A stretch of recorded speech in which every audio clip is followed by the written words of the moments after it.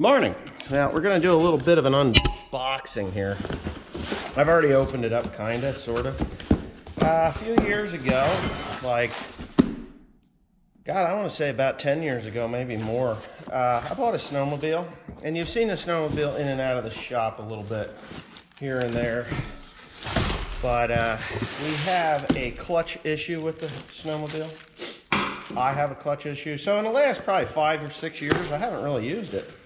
When it snows, I would take it out and do a little bit of a short run here and there, and you know, and that's that.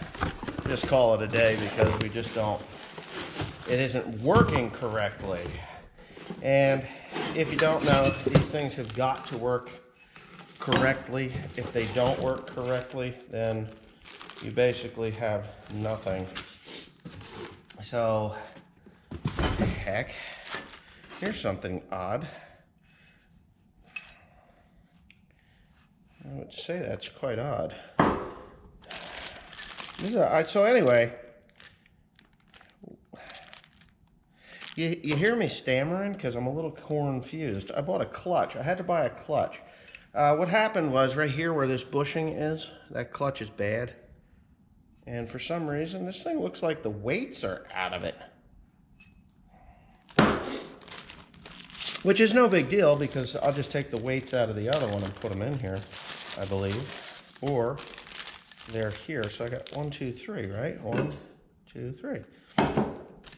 And there's some shims there, but there's also a little doodad. I do have the new bolt to go in there as well. So yeah, I'm a little shocked. This is supposed to be a complete clutch, and I'm sure somebody out there that knows more about snowmobiles than me is going to say, oh no. I've decided that I will pop this thing off of here, and I kind of want to videotape it. Maybe I can get that on there. Alright, so the instructions say to grease the piss out of it. Not in those words, but pretty close to those words. It says go ahead and thread it on there.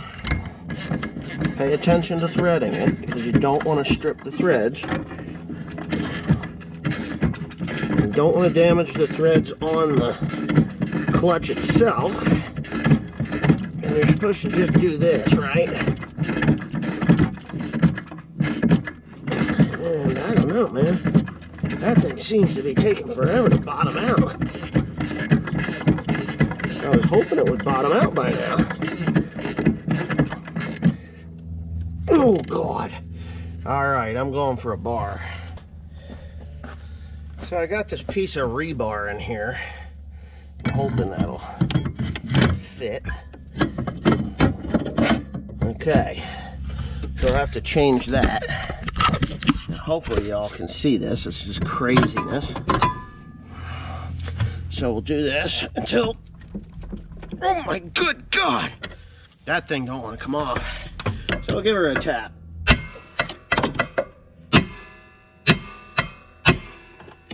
I'm thinking I might have it. No. Nope.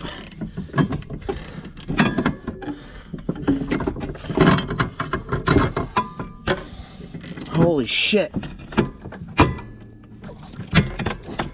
I don't know. I think I'm bottomed out or something.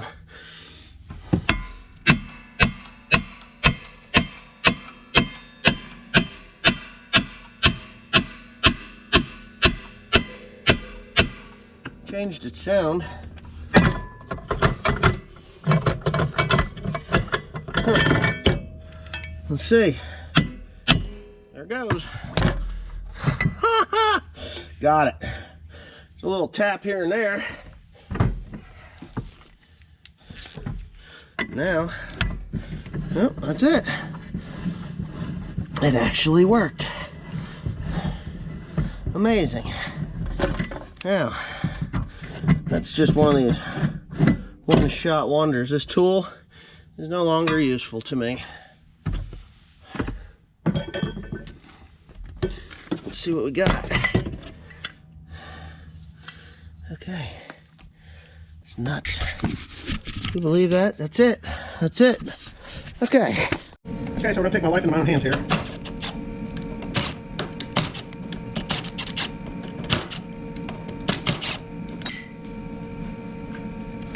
lot of people tell me I need to clean up the shop. Well, the shop's pretty clean right now. See why it wouldn't be. What the hell, that thing is flying off there trying to kill me. Okay, get rid of this guy.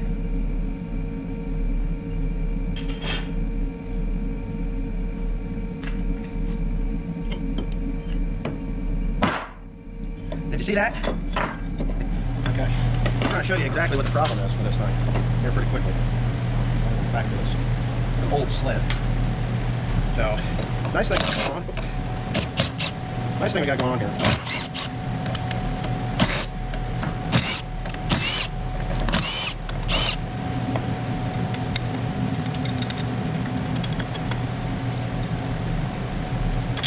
There. See that?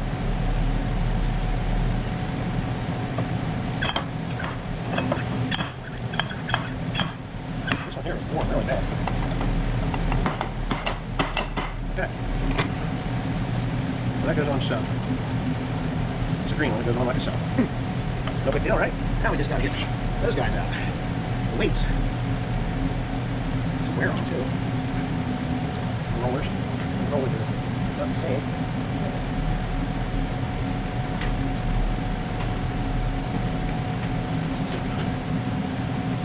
Use this tiny little wrench here.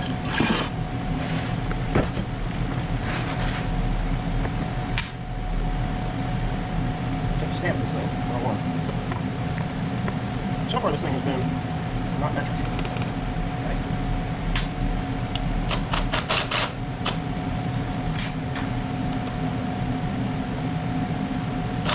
Okay.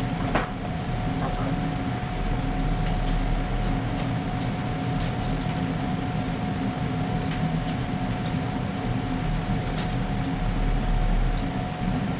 We're going to see if we got the right size here. Yep, 3/8.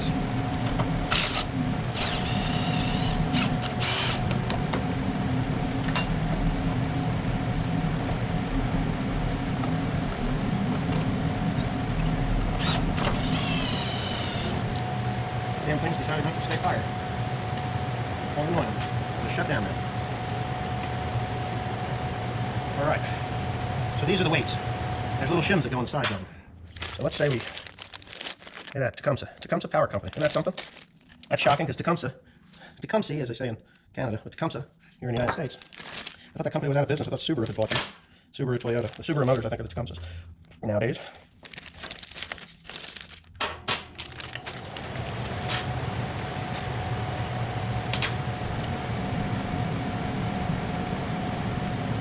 Interesting.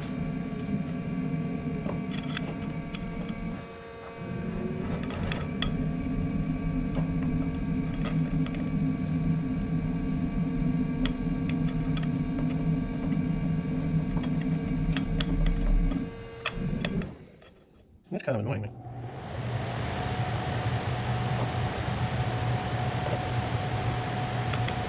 Okay, excellent. So this is going to work. And believe it or not, these are the right ones. You just take them right out of the old one. Now the old one had little metal ones. The new one has plastic. These plastic bushings. I prefer the plastic personally. You may be wondering why, but plastic or nylon, as they would call it. I think they're better. You know, I think they do. They're slipperier, probably faster acting. Okay. This is going, I should not even say this, but this is going surprisingly well. Surprisingly well. The weights don't look bad. What was bad on these were the actual plastic rollers. They were shot. They were not allowed to roll anymore, and it caused the clutch to cock sideways. So, yeah, interesting. If you ask me, quite interesting. And there was grooves in there, but I don't think we'd have to really worry too much about those. And the heater's just having all kinds of kittens and pups. Okay. Put these in the right direction, because if you don't, she don't work. It don't work. So, we're not really expecting snow, which is why I'm doing this. Because whether we're expecting it or not, we will get some snow. We're going to get snow, whether you like it or not. These Comet clutches, I'm told, are pretty good. I'm not entirely sure how good, but we're going to find out. This snowmobile is actually, I always called it the rocket sled, because damn thing just, it was a rocket sled, that's why.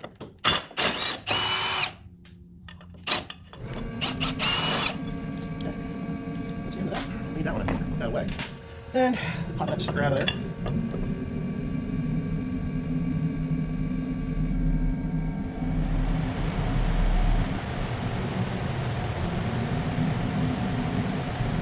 weights have poly bushings in them, and those poly bushings don't look so hot. But what am I going to do now? I guess I could just buy new ones, but it's not difficult to pull these clutches out of here. It's not something I really feel like doing right now. So this is the first one of these I've ever done, by the way, so if you've never done this before, it's okay. If I can do it, you can do it. You know, any of these clutches are pretty simple. I mean, basically it's just a centrifugal clutch. You don't know what a centrifugal clutch is. A centrifugal clutch is what is used. There's weights. And if you do this, when you speed the engine up, those weights swing out, forcing this tighter and tighter against the pulley, or the belt that you've got. And once you get that belt squeezed all the way down, it causes the belt to pinch and grab and go higher up on the sheaves, which pulls on the other side, which pulls into the center of another clutch, which opens up. And that's where you get your speed from. I'll show you all that in just a little while. Get the right... Ah, I'm good. Okay. I'm sure there's a torque spec for this, though. To get it good and tight. Let's make sure it's still running freely, and it is. We'll do this one here.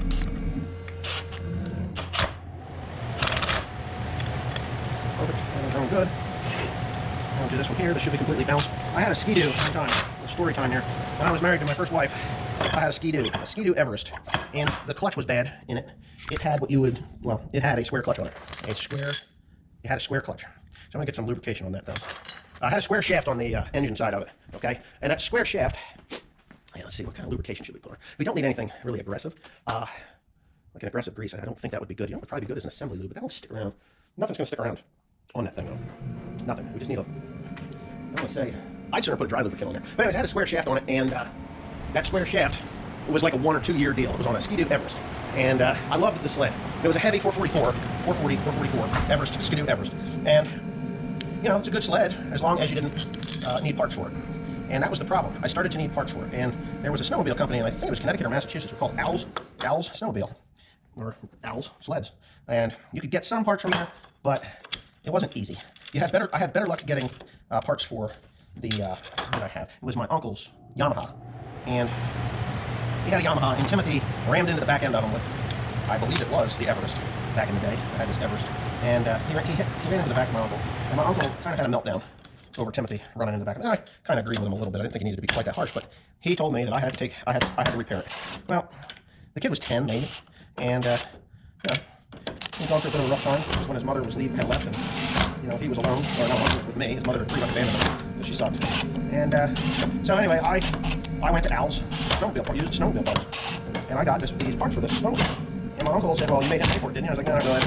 You know, no, I didn't. I paid for it." "Oh, you should make him pay for it. It's his money." Knowing my son, he has no care for dollars. He doesn't care. Typical Gen Z, early Gen Z, late millennial. I don't give a shit about money. I'll make more tomorrow kind of an attitude. So that was Timothy, or that is Timothy. That's just the way he is. So anyway, I'm gonna flip this. There it is. Okay, so everything is the way it's supposed to be. It's probably gonna last for whatever I need it to do.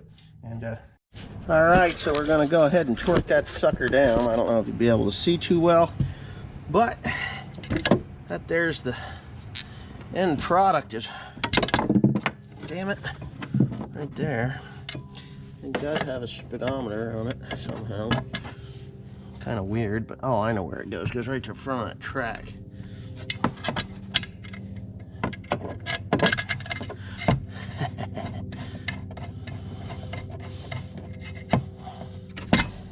There.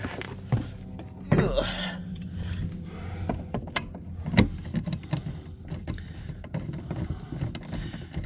As many times as I've had a clutch off, this was actually not that difficult. A clutch, I shouldn't say this type of clutch. I've never had this clutch off. I've taken clutches off of other sleds, like I said, with that, what do you call it one, that Everest. That was an easy one.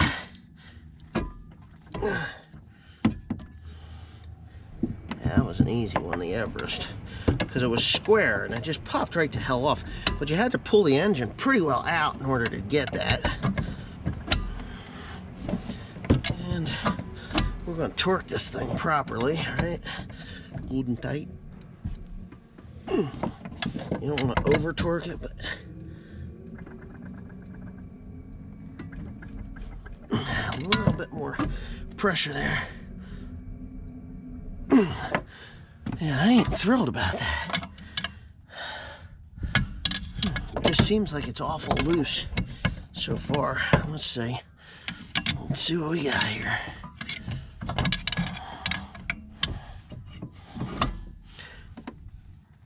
There she is. All right. Now, it seems we can start it without a belt, but we don't want to run it very fast. So, do that. Do that. All right. I'm pretty sure there's a what's it here. And I don't think there's an enricher on this one, is there? Yeah, there's a choke.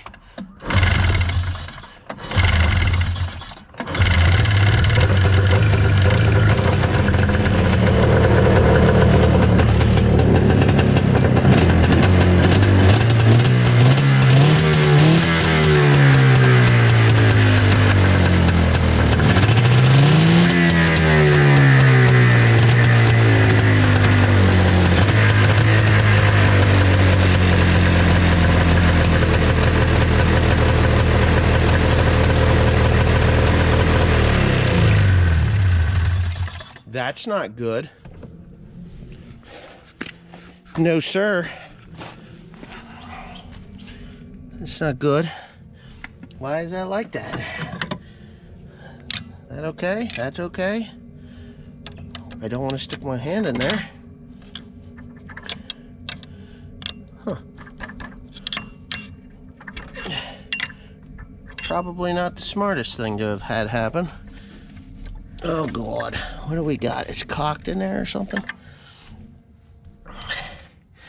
Yeah, no, the weights worked and all. So, what seems to be the problem? I guess it needed that belt in there. For sure. So, I'm going to put the belt in. And we're going to go ahead and take her for a ride across the mud. We'll see how it goes. You can ride along for that if you want. If you want.